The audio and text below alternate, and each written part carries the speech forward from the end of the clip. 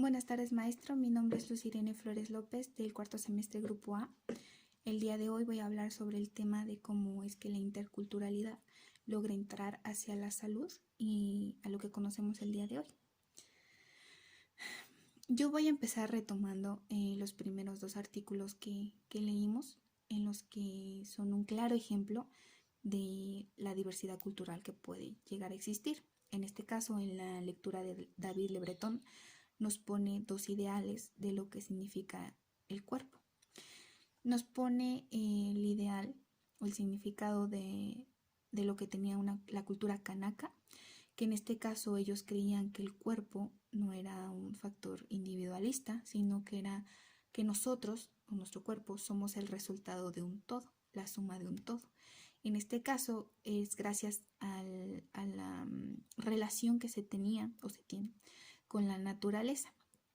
Ellos le tomaban un gran valor a esto, lo que hacía que ellos creían que el cuerpo estaba hecho de materias primas, como lo es en la naturaleza. Le daban distintos significados a, por ejemplo, los órganos, los comparaban con frutas, con alimentos.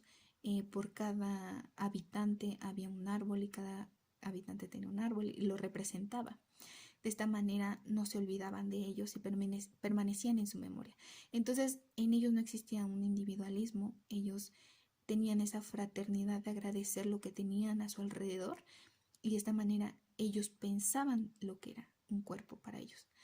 En las sociedades occidentales también nos pone de ejemplo que se cree que sí es un factor individualista el cuerpo, que nos puede aislar de otro y de sí mismo también.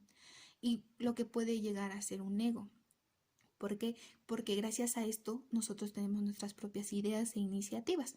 En la otra cultura se sigue tradicionalmente diversas acciones que como se han enseñado. Me gusta mucho el ejemplo que pone de un ciudadano canaco, de un habitante canaco, que se va a una ciudad occidental y ahí empieza a ver diversas cosas, cosas que él nunca había visto en su cultura.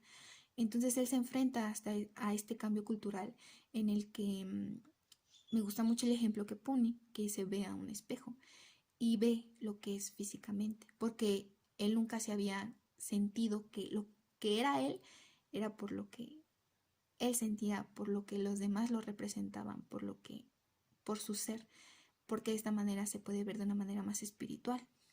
En cambio, nosotros nos dejamos llevar más por lo que somos físicamente. Somos nada más lo que vemos y somos muchas veces incapaces de ver más allá. Esto tiene sus ventajas, sus desventajas, al igual que en la cultura kanaka. Igual me gusta mucho el artículo de Levi Strauss, que nos menciona, nos trae un ejemplo de un parto en el que se complica y nos los narra a través de una canción. Esto es atendido por un chamán en el que le da diferentes significados y símbolos, por ejemplo, a la sangre, a las partes íntimas de la mujer, a la placenta, al bebé en sí. Entonces, estos son ejemplos de los diferentes ideales que puede existir en una población. Así esté cercana, así esté lejos, siempre van a haber diferencias en lo que se piensa, en el significado de diferentes causas, en este caso salud y enfermedad. Entonces nos presentan este tipo de interculturalidad o diferentes culturas que ya es cuando empiezan a relacionarse. Entonces a mí me gustó mucho que se iniciara con esto como ejemplo de la interculturalidad. Para, para ya entrar a mi tema voy a tomar el artículo de Regreso de las Culturas de Joseph M. Conelles, no sé si así se pronuncia, pero me gusta mucho cómo explica cómo era la medicina antes, cómo se pensaba, cómo se tomaba y cómo estos ideales pudieron ir cambiando. Aquí nos explica que la biomedicina tenía los ideales muy cuadrados, muy cerrados. Ellos veían a las personas, a los pacientes como un cuerpo que se enferma, que se daña, que tiene dolencias y que ellos nada más estaban ahí para aliviar eso. Hasta se llegaba a pensar que el distanciamiento con el paciente era bueno. Entonces, nada más estaban para eso, para mejorarlo físicamente del paciente. A pesar de que también se tenía una creencia en el arte médico, el cual tenía como objetivo que la eficacia terapéutica debería tener una actitud abierta y comprensiva hacia el paciente y a su circunstancia. Pero muchas veces esto se dice, pero más no se hace. La diversidad en salud con lo cultural nace gracias al desplegamiento que tiene la biomedicina junto con la salud pública en los principales países occidentales. Esto fue que la salud pública, como bien sabemos, se enfoca más hacia la sociedad, las enfermedades que logran afectar a esta y cómo es que la sociedad responde ante esto, así como la antropología médica, que esta es la que se menciona más o que la que se enfoca más hacia cómo responden las diferentes culturas en este caso. De esta manera, también podemos resaltar un punto muy importante que es la relación médico-paciente. Aquí dice, mencionaba en este artículo, que uno de los principales problemas que existía en la relación médico-paciente era la falta de análisis en la evaluación de la biomedicina hacia las causas de los problemas de la medicalización por falta de humanidad. Falta de humanidad en los médicos que atendían a estos pacientes con diversos ideales. Entonces, ese ya era un tope principal en la relación médico-paciente. Y la solución no era muy complicada. Muchas veces no, se escuchan, no es complicada, pero la solución era comprender las identidades múltiples de los ciudadanos. Muchas veces es difícil. ¿Por qué? Porque para poder entenderlo necesitas estudiarlo, necesitas saber cómo. Pero bueno, voy a hablar de esto más adelante. De esto nace un concepto que a mí me llama la atención, que es la competencia cultural.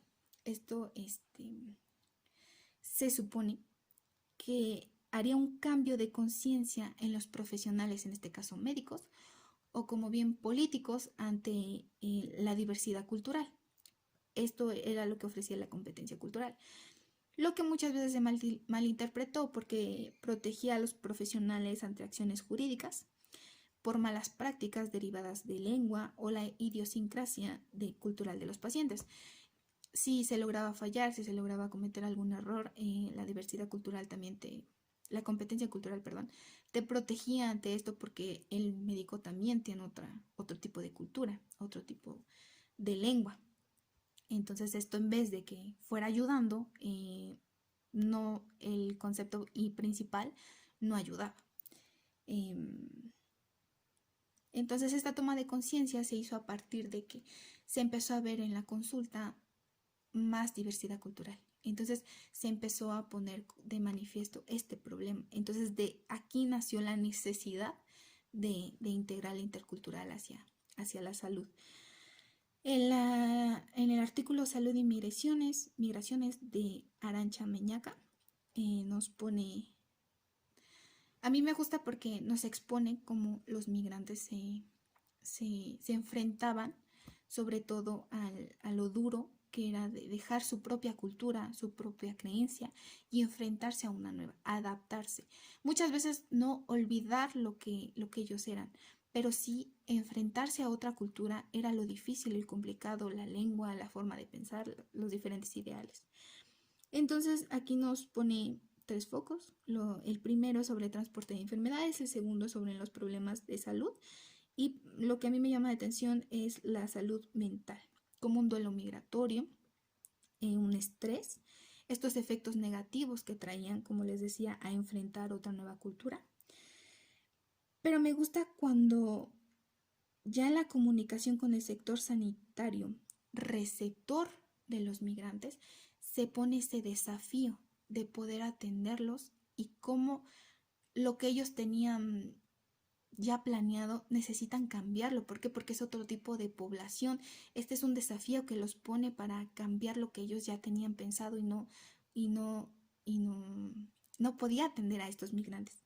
Entonces ahí se pone de manifiesto las barreras del lenguaje, las diferencias culturales y muchas veces error al diagnosticarlos. ¿Por qué? Porque al no haber una buena comunicación médico-paciente, ese paciente no tiene la confianza de platicar todo, de decirlo todo, y muchas veces esto podía hacer que cayese en un error al diagnóstico.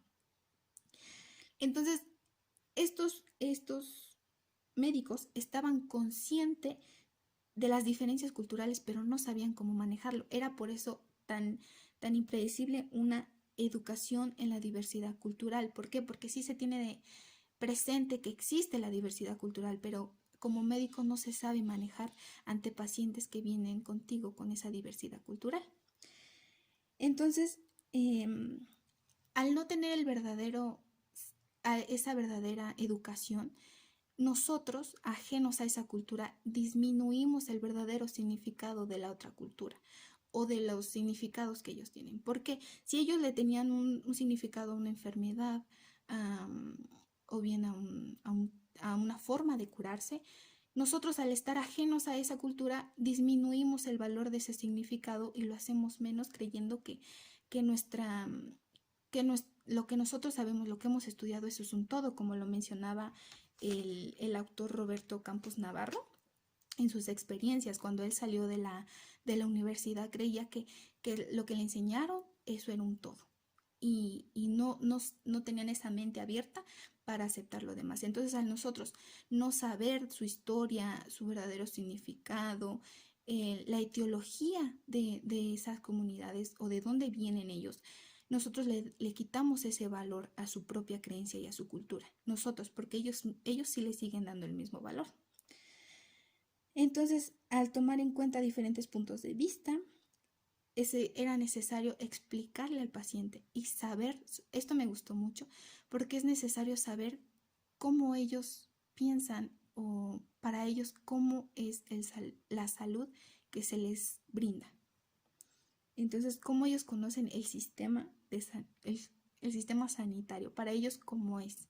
Entonces, ser abiertos hacia esas ideas. Y me gusta mucho algo que menciona esta lectura, que es que los inmigrantes son primero emigrantes. Aquí el autor principal no es la sociedad que los recibirá, sino los que, de dónde vienen, su cultura y la historia de ellos. Otra lectura que a mí me gusta, que creo que aclara más físicamente cómo fue entrando la salud en diversos pueblos indígenas, es en el artículo de la salud intercultural y pueblos indígenas de Luisa Abad González, en la que ella nos explica que en estos pueblos indígenas existe una vulnerabilidad indígena, porque esta vulnerabilidad indígena era resultado de un abandono y la falta de acceso a los recursos públicos, la imposición de un sistema de salud ajeno a su cultura. Aparte de que llegaban personas a tratar de imponer cultura ajena a la de ellas, también sufrían de un abandono. ¿Por qué? Porque estas personas no se quedaban mucho tiempo. A lo mejor dejaban un promotor de salud y se iban. Muchas de estas organizaciones eran más cristianas. Ya mucho después se dio que fueran organizaciones gubernamentales, pero al inicio no. Eran organizaciones cristianas en las que hacían lo más básico: tratar enfermedades infectocontagiosas, la vacunación, dejar un promotor de salud, construir infraestructuras pero precarias. Y pues se podría entender porque estas organizaciones no tenían ayuda del gobierno, entonces no tenían cómo financiar estos apoyos. A mí me gusta mucho de esta lectura un fenómeno que se llama mimetismo. Un problema inicial era que los mismos indígenas no tenían esa capacidad de autogestionar su propia salud. Pero en este caso, en el mimetismo, yo investigué y el significado es la habilidad para asemejarse a otros organismos y a su entorno para obtener alguna ventaja. En este caso, la ventaja era la salud de su población. Pero el error en el que caían en este mimetismo es que ellos copiaban literal la salud occidental que se les traía, haciendo a un lado lo que ellos ya creían, su propia, no podían aplicar su propia cultura. Como cuando alguien llegaba era necesario estudiar la etiología de sus enfermedades, las terapias indígenas y la farmacopea. Entonces, esto que se debería estudiar, se supone, porque al inicio no se tenía en cuenta la salud intercultural.